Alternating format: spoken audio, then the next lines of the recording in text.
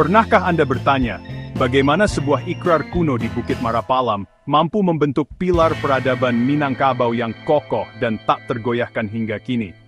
Mari kita selami.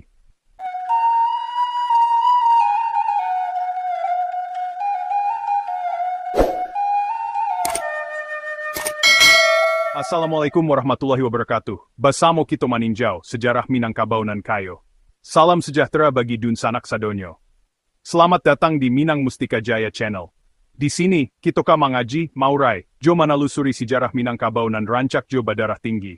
Episode kali ini, kita membahas secara mendalam tentang Sumpah Satya Marapalam dan relevansinya dalam Kesultanan Minangkabau Darul Qarar, kajian mendalam. Kita mencari tahu, bacaro sumpah iko membantu adat jo budayo Minangkabau nan kita cinto ikiniko. Sabalun tu, jangan lupa like, comment, share, dan subscribe kanalku supaya Dun sana indak ketinggalan video-video menarik lainnya. Mari kita mulai. Sumpah Satya Marapalam dan relevansinya dalam Kesultanan Minangkabau. Darul Qarar, kajian mendalam. Setelah mangkatnya Aditya Warman, tampuk kepemimpinan kerajaan Minangkabau di Pagaruyung beralih kepada putranya, Ananggawarman, Sri Gatos Duduliam, Tunim Bas Plus 11. Transformasi spiritual Ananggawarman menjadi titik penting dalam sejarah kerajaan. Awalnya ia menganut agama Hindu-Buddha, namun kemudian memeluk Islam setelah wafatnya sang ayah. Jejak spiritual ini diteruskan oleh putranya, Wijayawarman, yang telah memeluk Islam dan menyandang gelar yang dipertuan Maharaja Sakti I. Pada masa pemerintahannya, terjadi eksodus besar-besaran dari Luhak Nantigo, membawa serta nilai-nilai Islam ke berbagai penjuru wilayah. Di antara daerah yang menjadi tujuan utama migrasi adalah Kubuang Tigo Bale, Sapia Balahan, yang kemudian meluas ke Lubuak Kilangan, Kapak Radai, Sungai Pagu, Sapia Balahan, yang mengarah ke Banda Sapulua, Kapak Radai, serta rantau Dua Baleh Koto, Sangir. Para perantau ini tidak hanya mencari penghidupan baru, tetapi juga berperan sebagai agen penyebaran Islam, sehingga adat Minangkabau yang berbasis Islam semakin mengakar kuat di wilayah rantau yang diperintah oleh raja-raja yang memiliki pertalian darah. Sebagai Raja Kerajaan Minangkabau, Wijayawarman mewariskan tahtanya kepada putranya, Sultan Bakilap Alam. Bersama dengan sahabat seperjuangannya dalam menuntut ilmu agama Islam di Barus, Dete Bandaro Putiah, Sultan Bakilap Alam menginisiasi sebuah pertemuan monumental di Bukit Marapalam pada Mei Sinubata Subutika. Pertemuan bersejarah ini melahirkan Undang Adat Minangkabau, UAM, yang dikenal dengan nama Sumpah Satya Bukit Marapalam. Naskah ini ditulis dalam bahasa Minang menggunakan aksara Arab Melayu, terdiri dari 90 ayat yang syarat dengan makna filosofis dan nilai-nilai luhur. Proses penggandaan naskah ini meneladani praktik penulisan Al-Quran pada masa pemerintahan Khalifah Utsman bin Affan, yaitu diperbanyak menjadi 8 rangkap. Satu rangkap disimpan oleh Utsman sebagai arsip negara, satu rangkap ditempatkan di perpustakaan Madinah sebagai pusat ilmu pengetahuan, dan 6 rangkap lainnya didistribusikan ke berbagai daerah sebagai pedoman bagi masyarakat. Distribusi hasil Sumpah Satya Bukit Marapalam dilakukan secara strategis kepada tokoh-tokoh kunci dalam struktur pemerintahan dan keagamaan. Rajo Tigselo 3 rangkap. Pembagian ini mencerminkan struktur kekuasaan tertinggi di Minangkabau, dengan Rajo Alam di Pagaruyung sebagai pemegang kekuasaan tertinggi, Rajo Adat di Buo sebagai penjaga nilai-nilai adat, dan Rajo Ibadat di Sumpur Kudus sebagai pemimpin spiritual. Basa Ampek Balai. Basa Ampek Balai merupakan Dewan Menteri yang membantu Rajo Tigoselo dalam menjalankan pemerintahan. Pembagian naskah ini memastikan bahwa setiap anggota dewan memiliki akses terhadap pedoman adat dan hukum. Tuan Gadang di Batipu. Tuan Gadang di Batipu adalah tokoh penting yang memiliki pengaruh besar dalam masyarakat. Pemberian naskah ini menunjukkan pengakuan atas peran dan kontribusinya dalam menjaga stabilitas sosial. Para penghulu di Luak dan Rajo di Rantau mendapatkan salinan dengan cara menyalin dari naskah aslinya. Hal ini menunjukkan bahwa Sumpah Satya Bukit Marapalam adalah dokumen yang terbuka dan dapat diakses oleh seluruh masyarakat. Pada masa Paderi, naskah Sumpah Satya Marapalam ini dianggap sebagai bagian integral dari Tambo Minangkabau, yang berisi catatan sejarah dan tradisi lisan masyarakat Minangkabau. Menurut catatan Syekh Sulaiman Al-Rasuli, naskah ini pernah dipinjam oleh pemerintah kolonial Belanda dan kemudian dimusnahkan. Tindakan ini diduga dilakukan untuk menghilangkan jejak sejarah Bukit Marapalam secara khusus, dan sejarah Minangkabau secara umum, karena penjajah khawatir akan kekuatan perpaduan antara Islam dan adat yang dapat membangkitkan semangat perlawanan masyarakat Minang terhadap penjajah. Dalam catatan sejarah yang terpercaya, Asbir Dete, Mangkuto menerima satu salinan asli dari ayahnya, Abdul Latif Dete Pandukosati, yang memiliki hubungan kekerabatan dengan Syekh Sulaiman Al-Rasuli. Namun, pada masa pergolakan PRRI, salinan tersebut dipinjam oleh seorang tentara APRI dan tidak pernah dikembalikan, sehingga keberadaannya hingga kini tidak diketahui. Abdul Latif de Pandukosati sendiri menerima salinan tersebut dari mamaknya, Tuanku Manso Dotole Pandukosati, yang dikejar-kejar oleh pemerintah kolonial Belanda hingga ke Mekah, karena dianggap sebagai staf penting Tuanku Buo yang menyimpan banyak dokumen rahasia Minangkabau yang harus dimusnahkan. Salinan yang dipegang oleh Manso de Pandukosati diterima langsung dari Tuanku Nan Bakundira Ajo Adat di Buo, yang kemudian digantikan oleh Abdul Jalil sebagai Rajo Adat di Buo berikutnya. Syekh Sulaiman Al-Rasuli berhasil menyalin Saripati Sumpah Satya Bukit Marapalam Piagam dalam bahasa Minang menggunakan aksara Arab Melayu tertanggal 7 Juni 1964. Ia menerima piagam ini sebagai warisan turun-temurun dari 3 tokoh terkemuka yang memiliki otoritas dalam bidang adat dan agama. Tuanku Lareh Kapau Nantuo, sebelum Tuanku Lareh terakhir, Niniak dari Mintuonya di Ampang Gadang, dan Angku Canduang Nantuo.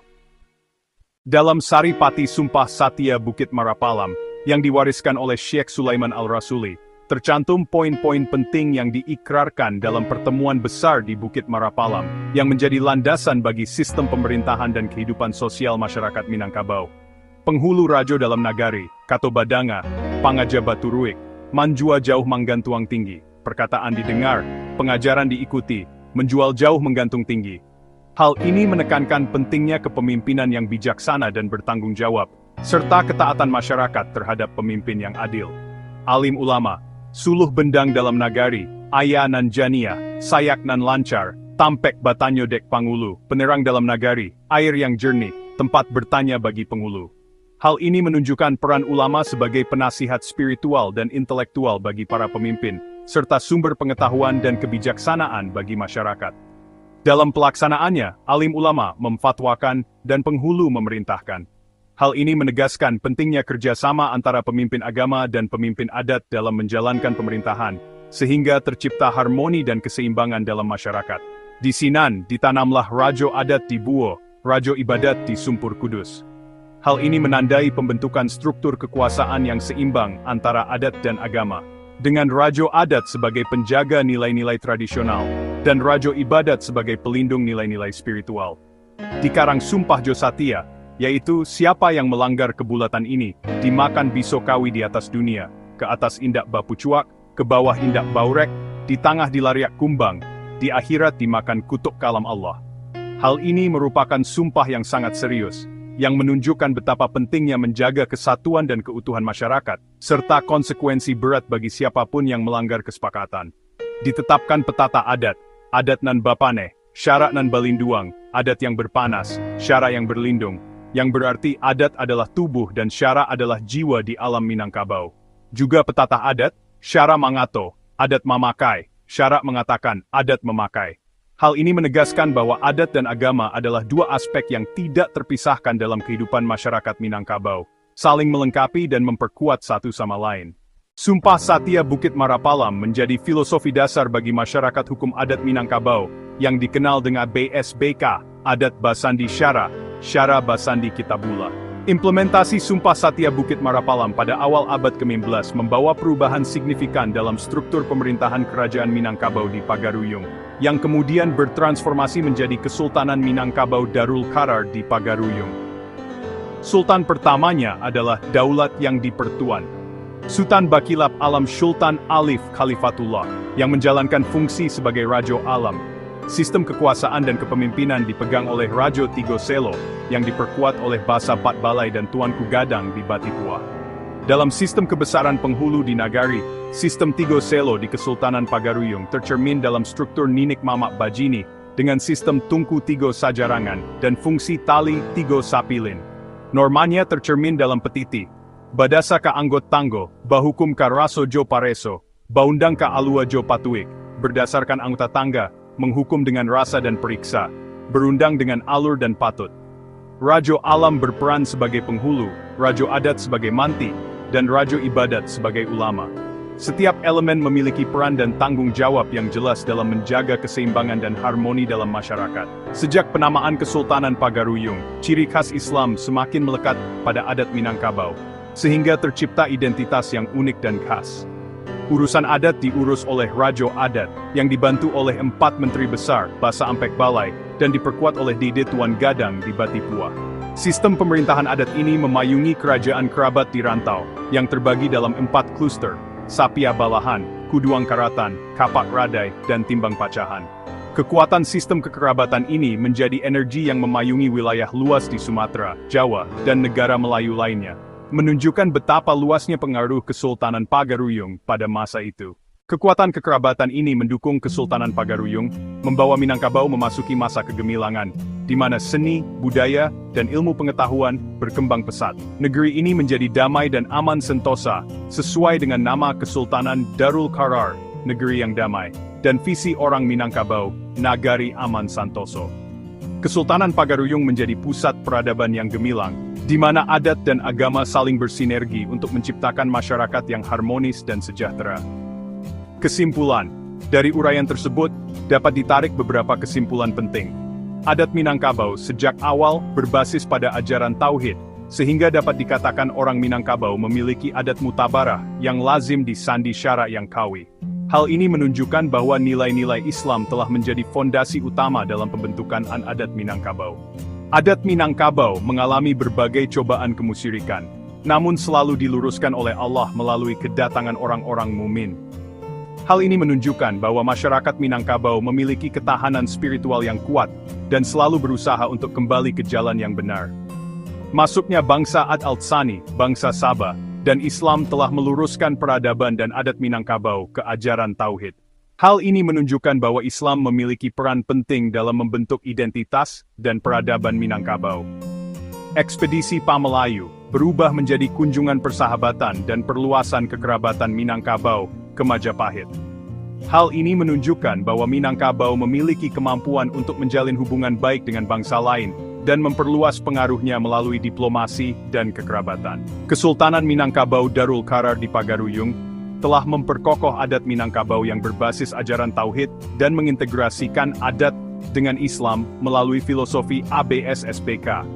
Hal ini menunjukkan bahwa Kesultanan Pagaruyung berhasil menciptakan sistem pemerintahan yang harmonis dan berkeadilan, di mana adat dan agama saling bersinergi untuk menciptakan masyarakat yang sejahtera. Dunsanak Sadonyo, Alhamdulillah, selesai sudah pembahasan kita tentang Sumpah Satya Marapalam Jo Kesultanan Minangkabau Darul Qarar. Mudah-mudahan aponan kita bahas tadi bisa menambah wawasan kita tentang sejarah Minangkabau. Sumpah Satya Marapalam bukan sakadar carito masa lalu, tapi jua panunjuak jalan untuk masa depan. Nilai-nilai luhur nantakan duang di dalamnya harus tetap kita jawek jo kita amalkan dalam kehidupan sehari-hari. Jangan lupa, Minangkabau bukan hanya tanah tapi jua identitas. Mari kita jago bersama. Tarimo kasih Allah menonton Minang Mustika Jaya Channel. Sampai basua di episode selanjutnya. Wassalamualaikum warahmatullahi wabarakatuh.